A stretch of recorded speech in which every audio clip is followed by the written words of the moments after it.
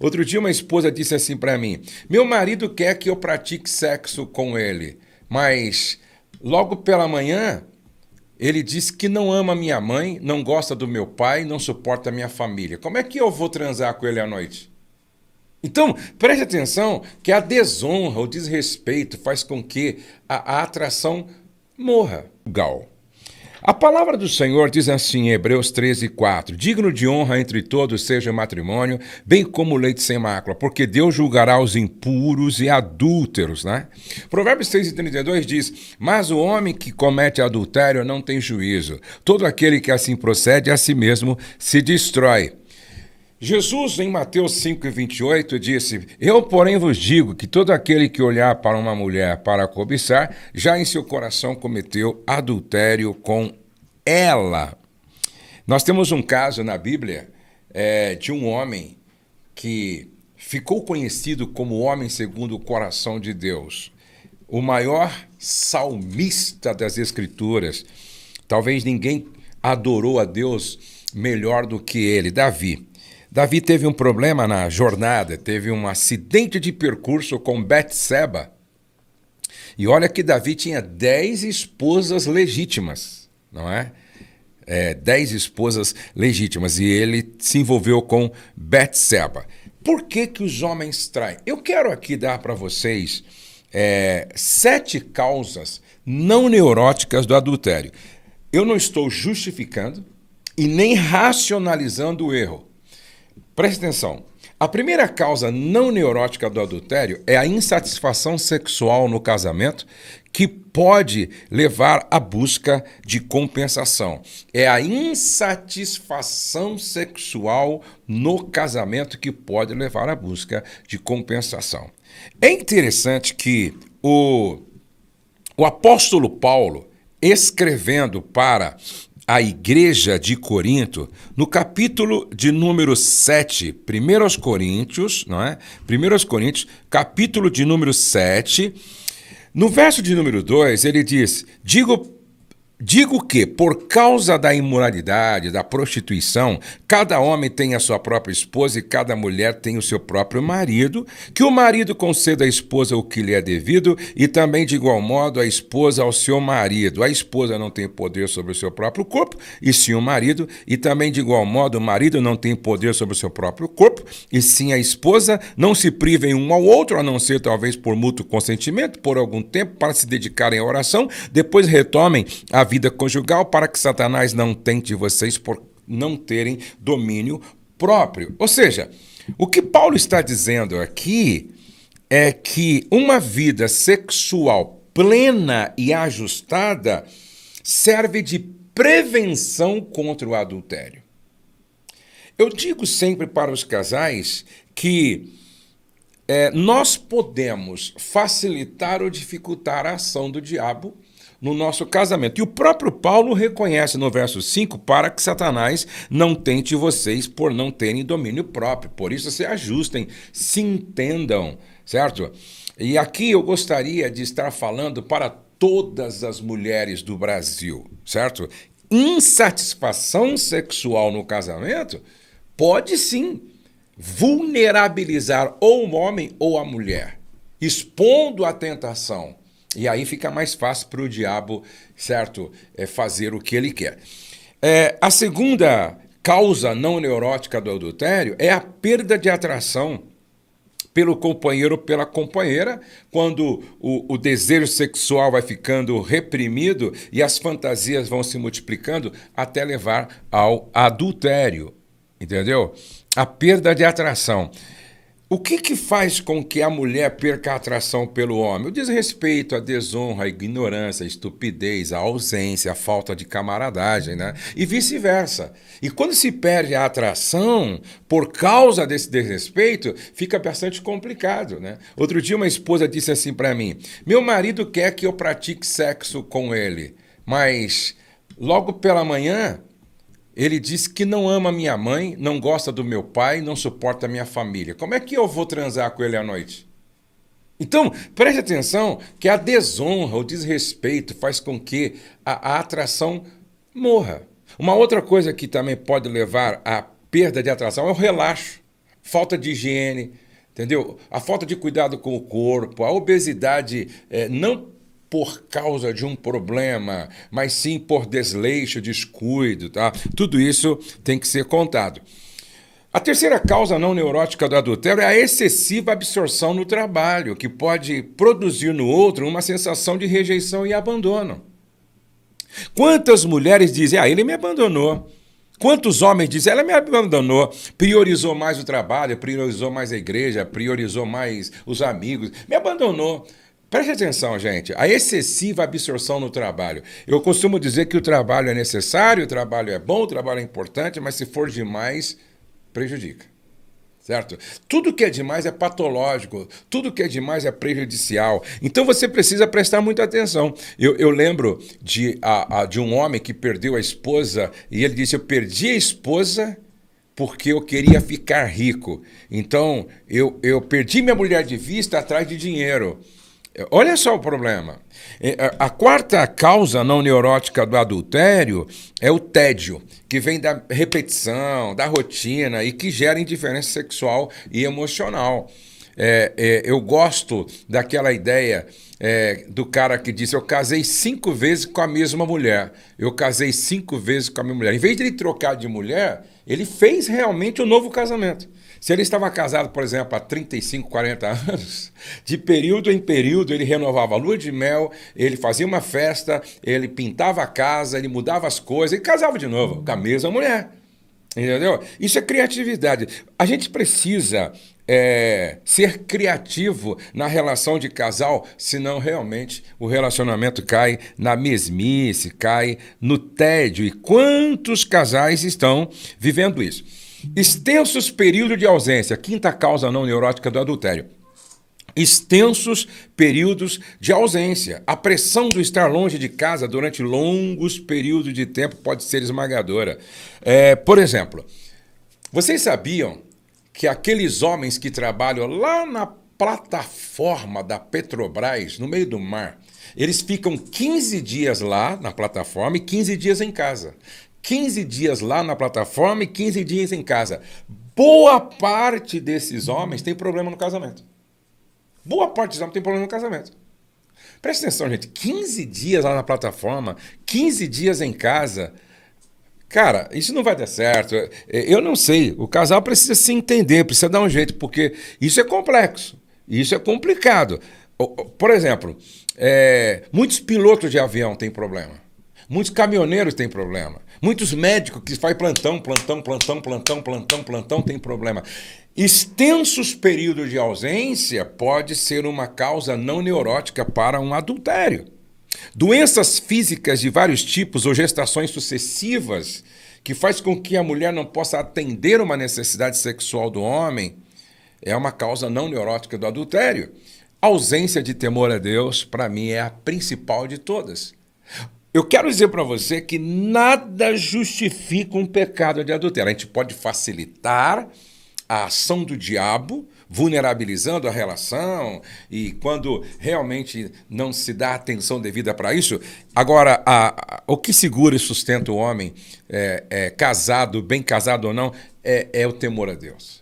José deu a maior prova disso. José estava longe de casa, longe da família, era jovem, os hormônios dentro dele borbulhavam. No entanto, quando ele se viu diante de uma tentação terrível, onde a mulher chamava ele para a cama e provavelmente era um mulherão, ele disse não. Eu jamais cometeria tamanho pecado contra meu Deus. E, concluindo aqui, 7 causas neuróticas do adultério. Aí eu queria falar com todos os homens que não conseguem ser fiéis às esposas. Nós temos aqui a primeira causa neurótica, os mimados, que encaram caprichos temporários como necessidades básicas. Sabe? Aqueles que acham que precisam satisfazer o seu ego e veem caprichos temporários como necessidades básicas. Os narcisistas, os que se consideram irresistíveis, e adultério para eles é uma experiência de autoengrandecimento. Conhece gente assim? os fujões estão fugindo não apenas de si mesmos, mas da própria vida. É interessante, esses caras que vivem de prostíbulo em prostíbulo, de garota de programa em garota de programa, ou então de encontros em encontros, na verdade, sem ter consciência, eles estão fugindo de si mesmo e da própria vida. Eles estão tentando preencher um vazio que só Deus pode preencher. Só Deus. Tá? Os imaturos precisam constantemente provar sua masculinidade ou feminilidade. Toda pessoa viciada em sexo tem um problema de imaturidade. Os inseguros são pessoas que se autodesvalorizam, não se respeitam, não têm autoestima, usam o adultério como fuga. Os vazios, esses estão tentando preencher um vazio que só Deus pode preencher. Os vingativos traem tendo como motivação um sentimento de vingança. E aqui está o grande problema. Eu encontro muitas mulheres, certo, saindo com outro homem porque o marido dela saiu. Eu conheci uma mulher que, tipo assim, ela escolheu sair com não sei se era carteiro ou entregador de pizza, escolheu sair com um cara só porque o cara tinha o nome, entendeu? Eu acho que parecido com o da mulher com quem o marido saiu. Olha que loucura. Olha, tipo assim, a mulher chamava Joelma e o cara com quem ela saiu chamava Joel. Ela fez questão de intencionalmente escolher um cara que tinha um nome parecido com o da mulher com quem o marido saiu. Um rolo assim, querendo pagar com a mesma... Gente, fogo não se apaga com gasolina.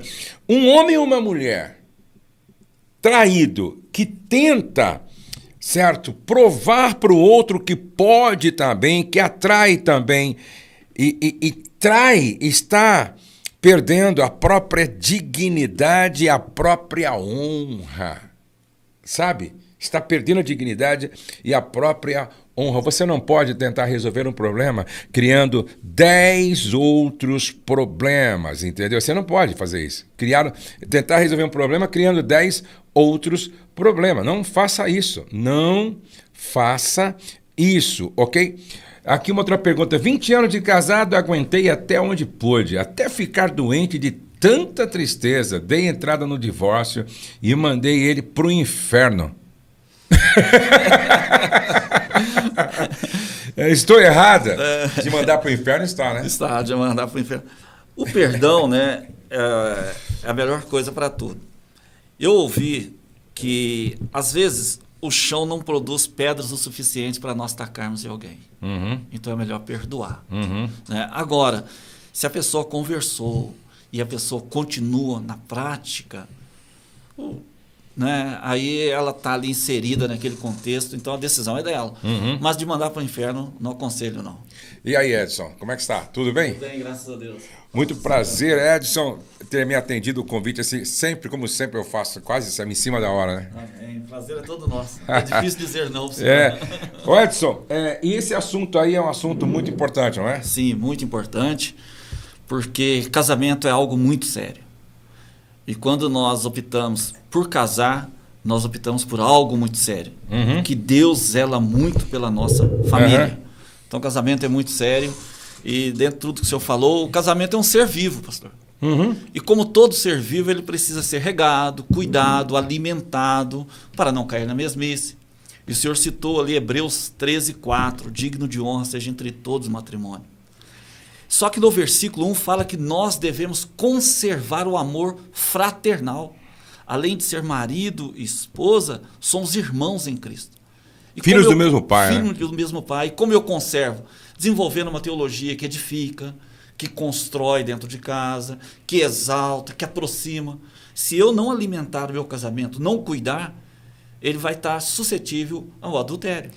Então, na verdade, para que a gente se previna contra o adultério, precisa fazer, antes de qualquer coisa, um investimento no casamento, né? No casamento. A maioria dos casais, o problema não é a relação, mas sim o relacionamento. Uhum. A forma como nós construímos o nosso relacionamento diário vai dizer se à noite eu vou ter Pentecoste, avivamento ou crucificação. Se eu não desenvolver um relacionamento diário... Vocês, essa Pentecoste ou crucificação? Então, a forma como eu desenvolvo faz toda a diferença, né, pastor? É verdade, faz toda a diferença. Tem algumas perguntas que chegaram aqui. Meu marido é muito frio para o sexo. Será um sinal de traição? Ele nunca quer conversar sobre o assunto. Só diz que está com preguiça e por isso não faz sexo. Olha, o diálogo é a base para resolver todo tipo de problema. Uhum. Por que muitos homens não dão atenção a este assunto? Porque por falta de preparo, por timidez ou por achar que já sabe. E às vezes vem com conceitos ou preconceitos do mundo de formas erradas. E por isso é importante o casal ter um diálogo. E existem... quando um homem... porque o normal, né? O normal é o homem ter interesse pelo sexo. O normal é o homem ser o caçador e a mulher a caça.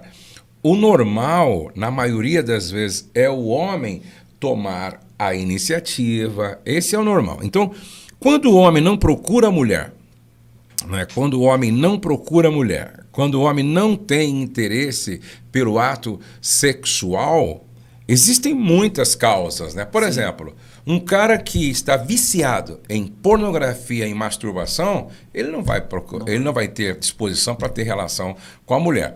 Um homem que, de repente, frequenta prostíbulo, ele não vai ter, certo, disposição para atender a mulher. Um homem, por exemplo, que está absorvido no trabalho, além da conta, além do limite, além do normal, que né? vive cansado, exausto, também não vai ter força e disposição para atender a mulher. Um homem que, de repente, está com suas taxas hormonais desreguladas, entendeu? Também não vai ter apetite, não vai ter força, graça para procurar a mulher. Um homem que tem tendência homossexual também não tem disposição. Ou seja, por isso que o diálogo é importante. Não é? Fundamental. E buscar ajuda. Ainda hoje, eu estava gravando mais um devocional e eu falei sobre isso. Né? Não viva escondido atrás de uma vida de faz de conta que está tudo bem. Não viva escondido atrás de uma vida de que faz de conta que está tudo certo. Né? A gente tem que reconhecer que há um problema e buscar ajuda porque tem solução. O que você acha? O homem ele tem uma dificuldade por natureza de se abrir com alguém. Mas todos nós temos uma pessoa que nós temos mais empatia, temos mais ligamento com essa pessoa. Então nós precisamos de alguém. Eu gosto de um provérbio indiano que diz: pessoas precisam de pessoas para serem melhores pessoas. Agora o senhor tocou num assunto interessante sobre a pornografia. A pornografia é uma das causas que o homem deixa de procurar a mulher, que cria nele um infantilismo psicológico, e ele sai da realidade, que é o prazer no toque, para a virtualidade. Uhum. Eu vejo a pornografia, ela criando um caminho contrário dos jogos de violência na mente de um jovem ou de uma pessoa viciada em jogos de violência. Nós temos visto muitas vezes ele sair da virtualidade para a realidade, agredindo pessoas, cometendo chacinas. Agora, a pornografia ela cria o caminho contrário. A pessoa perde o prazer no toque, que é um dos meios pelo qual o sentido que Deus deixou para a gente comunicar com o mundo externo, e vicia-se na virtualidade.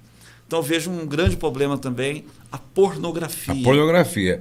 Agora, aqui nós temos uma pergunta. Tenho 18 anos de casada, já passei por várias traições e ele sempre fala que se arrepende, mas fala que sempre a culpa é minha. Ele hoje não deixa nem ao menos pegar no telefone.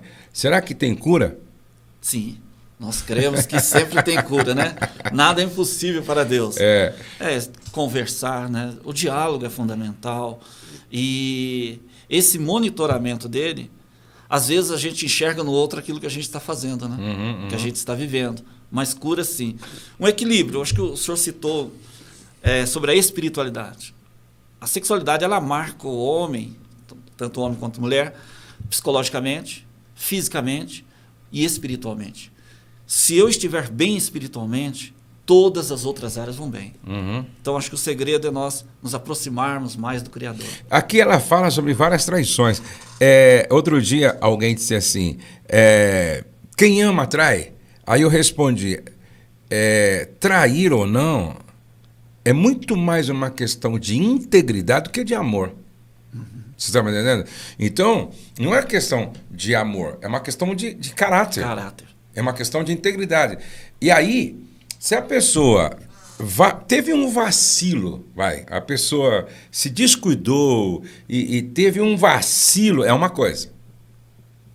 Eu não posso dizer que essa pessoa ela é mau caráter, sem caráter, né? Foi um vacilo. Eu não posso dizer que porque Abraão vacilou numa mentira, ele era um mentiroso. Verdade. Porque mentiroso é um estilo de vida pautado na mentira. Uma vida contumaz, praticamente. Exatamente.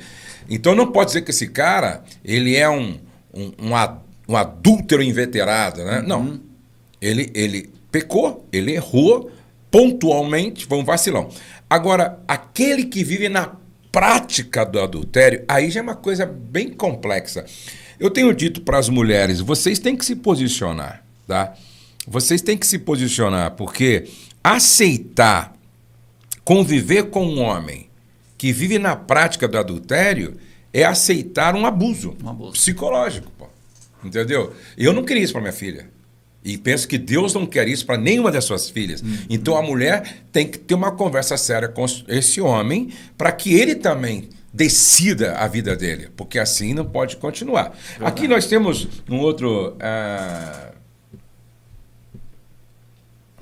Interessante isso aqui, ó. Pastor, mas quando o marido não procura a esposa para o sexo, a esposa pode procurar o marido? Pode. Deve, né? Pode e deve, né? Se a montanha não vem, é uma montanha, né? Pode e deve. Mesmo porque o homem, ele usa a visão como seu sentido mais aguçado para a sexualidade. Então, se a mulher se prepara, se cuida, ela se põe à disposição, eu acho que o homem, se ele estiver dentro de um plano de equilíbrio, satisfeito, ele vai procurar a mulher, sim. Sim. A mulher ela tem que também se oferecer para ele, ambos, né? Porque é o relacionamento, pastor. E os dois. Uma pergunta que eu faço sempre no SOS, eu faço 3 perguntas. E das 3 perguntas, a resposta geralmente é 0. O casal precisa orar junto, que o ato mais íntimo de um casal não são eles se verem desnudados um à frente do outro, mas é o poder para dobrar o joelho e orarem juntos. Isso traz uma intimidade para o casal. O casal precisa conversar sobre sexo, a maioria não conversa. E precisa ler mais o livro de Cantares, que ensina tanto o homem quanto a mulher a desenvolver um relacionamento saudável. E a gente quase não ouve as pessoas praticando isso e não vê. Mas a sexualidade, ela é importantíssima. Paulo fala, né? Agora, o que homem e mulher precisam entender é que no leito de um casal cristão deve reinar o clima da mais absoluta democracia. É claro, na maioria das vezes, o homem é o caçador. Mas não significa dizer que a mulher não possa procurar o homem, que a mulher não possa provocar o homem, que a mulher não possa seduzir o homem. E sabe, eu tenho conversado com muitos maridos que reclamam. Poxa, minha mulher nunca me procura. Pô, minha mulher nunca me provoca. Pô, a minha mulher nunca me seduz. Ô, irmã, às vezes você tem que mandar uma mensagem no WhatsApp pro seu marido. Olha, vem quente hoje porque eu tô fervendo. Justamente. Não é verdade? Cantares 4,16, né? Depois que ele desenhou, que ele esculpiu, ornamentou ela respondeu na linguagem popular. Se vier por cima, eu tô por baixo. Tô facinho. Então, tem que provocar. É verdade, né? Então, tem que provocar. A mulher, de repente, mandar uma mensagem, gravar uma mensagem, não é? Mandar o áudio de uma música romântica para o marido. Falar, tô preparando o ambiente aqui para a noite e tal. E quantos maridos... E o grande problema, vai vendo, não estou racionalizando, nem justificando aqui não, mas eu me lembro de um cara que ele era fiel e tal, mas aí ele foi seduzido por uma garota lá e tal, e essa garota, cara, levou esse cara, não é, pra cama, e só sei que a mulher deu um banho nele de tudo que você pode imaginar, de beijo, banho de outras coisas no cara e tal, não sei o quê. A mulher deu assim uma aula de sexo, e aí você tem um sério problema para voltar para casa, no caso desse cara, um sério problema. Porque ele tinha uma esposa que não era ativa, que não era dinâmica, não era criativa, e passa por uma experiência de uma mulher quase que profissional do sexo, entendeu? Então, esse é o grande... Criou um conflito na cabeça do cara. Entendeu? Por isso que as mulheres têm que ler, as mulheres têm que estudar, as mulheres têm que aprender, as mulheres têm que ir além, certo? Assim, no sentido de aprender mesmo, de aprender. Por exemplo, a Ariane ontem deu uma palestra sobre o Papo Calcinha, onde ela explica assim, detalhadamente 2 horas para as mulheres como mexer com tudo, como fazer. Quando a mulher passa, certo, por uma experiência de uma palestra dessa, nunca mais a vida sexual dela é a mesma. Agora, o grande problema é que muitas mulheres não, é bobagem, acho que não é preciso. Irmã, acorda. Acorda para não ser tarde demais. Um homem casado falou que não sente mais desejo pela sua esposa. Como ajudar ele? Bom, o senhor leu a primeira carta de Paulo aos Coríntios, versículo 2 ao 5. Direito mútuo, versículo 3. O versículo 2 fala do princípio da prevenção. O versículo 3 fala do direito mútuo. Tanto o homem quanto a mulher, um tem direito no corpo do outro. E o corpo do homem tem que dar prazer para a esposa e o da esposa para o homem. Tem que ter aquele diálogo. De repente pode ser uma causa onde o descuido com a aparência, a forma de conversar durante o dia, porque tudo isso tira o tesão. Exatamente. Se eu desenvolver uma teologia em casa que agrida, que não respeite, vai tirar esse tesão. E também se vestir. Lá em casa tem uma regra, pastor. Até 10 horas da manhã é permitido ficar com pijama. Depois tem que tomar um banho, trocar de roupa, ficar bonito. Até no final de semana. Tem esta regra. Porque um tem que dar atração para o outro. Eu me lembro que a Silvana chegou para mim e falou algumas vezes, olha, algo em você está me incomodando. Eu procurei melhorar. Assim também eu com ela. E o senhor falou algo da mulher se oferecer, ela também ir à casa. Um dia eu cheguei em casa, a Silvana falou, comprou um perfume para mim. E eu saí para trabalhar com aquele sabendo que ela comprou um perfume. Durante o dia, eu nem trabalhei muito. Porque ali foi uma senha que ela me deu para que à noite queria namorar. Eu não trabalhei muito para chegar descansado em casa e aconteceu o avivamento. Então, assim, o casal tem que ter essa intimidade, dialogar. A maioria dos casais não conversam antes ou depois da relação. Porque durante é para fazer, né? Mas não dá para conversar durante. Não dá para conversar. É antes e não conversam, pastor. Aí fica um tentando interpretar o outro, decifrar o outro. E aí não funciona, né? O que você falou, fica tentando interpretar, decifrar o outro. Aí não funciona. O diálogo é fundamental. E é interessante que muitos casais conversam sobre tudo, menos sobre sexo. Né? Justamente. E conversar sobre sexo é tão importante quanto conversar sobre a igreja, sobre trabalho, sobre as crianças. É muito importante.